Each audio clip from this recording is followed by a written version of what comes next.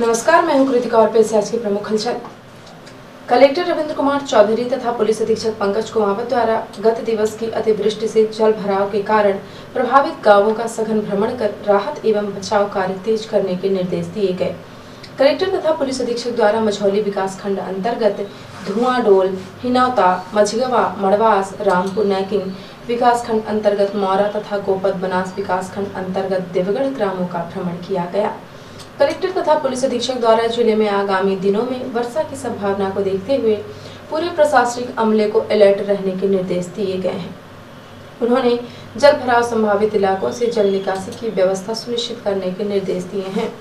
अतिवृष्टि के कारण प्रभावित परिवारों के रहने की वैकल्पिक व्यवस्था समीप के शासकीय भवन में करने के निर्देश दिए हैं। साथ ही भोजन के लिए राशन की व्यवस्था करने के निर्देश दिए गए हैं। प्रभावित परिवारों के राहत प्रकरण बनाने के निर्देश दिए गए हैं। कलेक्टर ने कहा कि सभी प्रभावित परिवारों के राहत प्रकरण तैयार किए जाएं। इस कार्य को पूरी निष्पक्षता एवं पारदर्शी तरीके से किया जाए। यह एक संकट का समय है। हम सभी को एक टीम की तरह कार्य करके लोगों को राहत प्रदान करना है। 10 अगस्त की रात हुई जोरदार बारिश से सीधी शहर के कुछ मोहल्लों में भी बाढ़ की स्थिति निर्मित हो गई है और लोगों के घरों में पानी घुस गया। सीधी शहर के विष्णुनगर में रात को हुई जोरदार बारिश से सड़कों पर घुटने तक पानी भर गया और लोगों के घर के अंदर प्रवेश कर गया। सीधी शहर के अर्जुन नगर में विगत वर्षों में बरसात के सीजन में कई बार इस तरह के हालात बन चुके हैं, लेकिन नगर पालिका गहरी नींद में सो रहा है। आज तक नगर पालिका ने यहाँ पर पानी निकासी की कोई व्यवस्था नहीं की है, जिसकी वजह से विष्णुनगर के निवासियों में काफी आक्रोश है और लोग नगर पालिका को इसके लिए जिम्मेदार ठहरा रहे हैं। जिले में लगातार हो रही जोरदार बारिश को देखते हुए प्रशासन अब विशेष सतर्कता बरत रहा है और अतिवृष्टि के कारण गुलाब सागर डैम के भरने के कारण उसके 3 गेट खोले गए हैं। डैम में जल भराव की स्थिति पर सतत निगरानी रखी जा रही है। कलेक्टर श्री चौधरी तथा पुलिस अधीक्षक श्री कुमावत द्वारा गुलाब सागर बांध का निरीक्षण अवलोकन किया गया। उन्होंने कार्यपालन यंत्री को स्थिति पर निगरानी रखने के निर्देश दिए हैं तथा गेट खोलने की स्थिति में प्रभावित ग्रामों को समय से सूचित करने के निर्देश दिए हैं। उन्होंने कहा कि किसी भी अप्रिय स्थिति से निपटने की तैयारी रखें।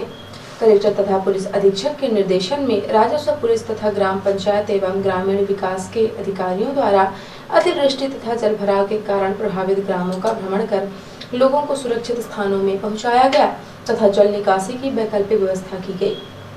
अपर कलेक्टर हर्षल पंचोली तथा अतिरिक्त पुलिस अधीक्षक अंजुलता पाटले द्वारा देवगढ़ तथा चौफाल पवई ग्रामों का भ्रमण किया गया।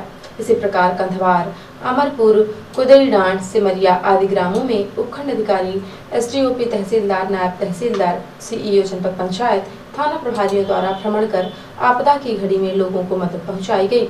इसमें स्थानीय जनप्रतिनिधियों एवं गणमान्य नागरिकों का भी सहयोग मिला। मुख्य कार्यपालन अधिकारी जिला पंचायत राहुल नामदेव धोटे द्वारा समस्त मुख्य कार्यपालन अधिकारी जनपद पंचायतों को निर्देशित किया गया है कि शासन के निर्देशानुसार जारी एजेंडा के बिंदुओं को सम्मिलित करते हुए 16 से 20 अगस्त के मध्य ग्राम सभाओं का आयोजन सुनिश्चित कराएं। उल्लेखनीय है कि मध्य प्रदेश पंचायत एवं ग्राम स्वराज अधिनियम 1993 की धारा 6 मध्य प्रदेश अनुसूचित क्षेत्र की ग्राम सभा गठन सम्मेलन की प्रक्रिया तथा कार्य संचालन नियम 1998 और मध्य प्रदेश ग्राम सभा सम्मेलन की प्रक्रिया नियम 2001 के प्रावधानों के अनुसार प्रत्येक ग्राम में 16 अगस्त 2021 से 20 अगस्त 2021 तक ग्राम सभाओं का चरणबद्ध आयोजन किए जाने के निर्देश प्राप्त हैं, जिसमें उक्त ग्राम सभा बैठक में अपने स्तर से शासकीय कर्मचारियों को नोडल अधिकारी के रूप में नाम निर्दिष्ट किया जाना है। ग्राम सभा बैठक की सूचना ग्राम पंचायत कार्यालय के सूचना पटल तथा संबंधित गांव के सहज दृश्य स्थान पर चस्पा की जाए तथा ग्राम सभा आयोजन के संबंधित गांव में डोंडी मुनादी कराई जाए। सीईओ जिला पंचायत श्री धोटे ने निर्देशित किया है कि शासन द्वारा प्राप्त निर्देश में 16 अगस्त 2021 से 20 अगस्त 2021 तक आयोजित होने वाली ग्राम सभाओं के संबंध में एजेंडा बिंदुओं के साथ ग्राम सभा के लिए निर्धारित स्थायी तथा स्थानीय कार्यसूची को शामिल कर कोविड-19 के महामारी के नियमों का पालन करते हुए 16 अगस्त 2021 से 20 अगस्त 2021 तक ग्राम सभाओं के नियमित एजेंडे के साथ संलग्न पत्र में दिए गए अतिरिक्त बिंदुवार कार्यवाही करना सुनिश्चित करें। संयुक्त किसान मोर्चा के बैनर तले दिल्ली बॉर्डर पर चल रहे किसान आंदोलन के समर्थन में एसडीएम कार्यालय मझौली में भारी बरसात में किसान संसद का आयोजन किया गया। आक्रोशित किसानों ने किसान संसद में मोदी सरकार द्वारा बनाए गए तीनों किसान विरोधी कानूनों को सर्वसम्मति से निरस्त करने का फैसला किया। किसानों ने चेतावनी दी कि यदि तीनों काले कृषि कानून को मोदी सरकार द्वारा निरस्त नहीं किया गया तो आंदोलन इसी तरह जारी रहेगा। किसान संसद को संबोधित करते हुए टोको रोको ठोको क्रांतिकारी मोर्चा के संयोजक उमेश तिवारी ने कहा कि पूंजीपति वर्ग अपनी अकूत पूंजी को लेकर कहां जाए, उसे सिर्फ किसानों की जमीन दिखाई दे रही है। वह किसान की जमीन छीनना चाह रहा है। कंपनी के मालिकों की गिद्ध दृष्टि किसानों की जमीन पर लगी हुई है और देश की फांसीवादी मोदी सरकार कंपनियों के साथ मिलकर देश के किसान की जमीन लूटने के लिए 3 काले कानून बना चुकी है, जिसके खिलाफ आज पूरे देश का किसान सड़क पर उतरकर संघर्ष कर रहा है। दिल्ली बॉर्डर पर चल रहे किसान आंदोलन के समर्थन पूरे देश में आंदोलन हो रहा है। हम आज की इस किसान संसद के माध्यम से केंद्र सरकार द्वारा लाए गए तीनों किसान विरोधी कानूनों का विरोध करते हैं और केंद्र सरकार से किसान विरोधी कानून निरस्त करने की मांग करते हैं। किसानों की आमदनी दोगुनी करने का वादा करने वाली सरकार किसानों से उनकी जमीन छीनने का षड्यंत्र रच रही है। उमेश तिवारी ने कहा कि जमीन की लूट से सबसे अधिक आदिवासी प्रभावित है। उद्योगपतियों ने मुआवजे के मोहजाल में फंसाकर वनवासियों को नर्क में धकेलने का काम किया है। सिंगरौली विस्थापन का क्रूर उदाहरण है। किसान संसद को संतोषी, सुंदर सिंह, द्वारिका बैस, मनोज कोलसी, कुमार सिंह, राम नरेश कुशवाहा, सुमन जी, जयपाल कोरी, श्री कुमार कुशवाहा, रोहित सिंह, रंदमन सिंह, उमा सिंह, रंगदेव कुशवाहा, धनुराज सिंह, घनश्याम दीक्षित, शिवमणि तिवारी ने संबोधित किया। रिपोर्टर हिमानी रौतेला ने बताया कि अपनी मांगों को लेकर विगत कई दिनों से हड़ताल कर रही उत्तराखंड आशा हेल्थ वर्कर्स यूनियन एक्टूर का 11 संसदीय प्रतिनिधिमंडल यूनियन की प्रदेश अध्यक्ष कमला कुंजवाल के नेतृत्व में उत्तराखंड के माननीय मुख्यमंत्री से देहरादून में मिला। वार्ता सकारात्मक माहौल में हुई और ज्ञापन की हर एक मांग पर विस्तार से चर्चा हुई। उन्होंने आश्वासन दिया है कि जल्दी ही आशाओं के मानदेय व अन्य मांगों को लेकर फैसला लिया जाएगा। बात तो ठीक माहौल में हुई, लेकिन अभी तक मुख्यमंत्री जी द्वारा कोई स्पष्ट घोषणा नहीं की और लिखित रूप में कोई आश्वासन भी नहीं दिया। जिस दिन सरकार लिखित रूप में आशाओं के लिए सम्मानजनक मासिक मानदेय घोषित करेगी, इसीलिए अभी आशाओं का अनिश्चितकालीन हड़ताल और धरना जारी रहेगा। मुख्य चिकित्सा एवं स्वास्थ्य अधिकारी डॉक्टर बी.आर. मिश्र ने बताया कि कलेक्टर सीधी रविंद्र कुमार चौधरी के निर्देशानुसार आगामी 75वें स्वतंत्रता दिवस के उपलक्ष्य में शहीदों को समर्पित स्वैच्छिक रक्तदान शिविर आयोजित करने का निर्णय लिया गया है। वर्तमान में चलाए जा रहे 19 जुलाई से 18 अगस्त तक दस्तक अभियान के अंतर्गत 6 माह से 5 वर्ष तक के गंभीर एनीमिक बच्चों का सर्वे किया जा रहा है।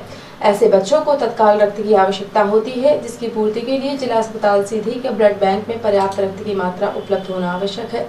इसीलिए रक्त अल्पता के उचित प्रबंधन एवं रक्त की आवश्यकता की पूर्ति के लिए जिला अस्पताल सीधी में स्वतंत्रता दिवस 15 अगस्त 2021 को विशेष स्वैच्छिक रक्तदान शिविर आयोजित किया जा रहा है।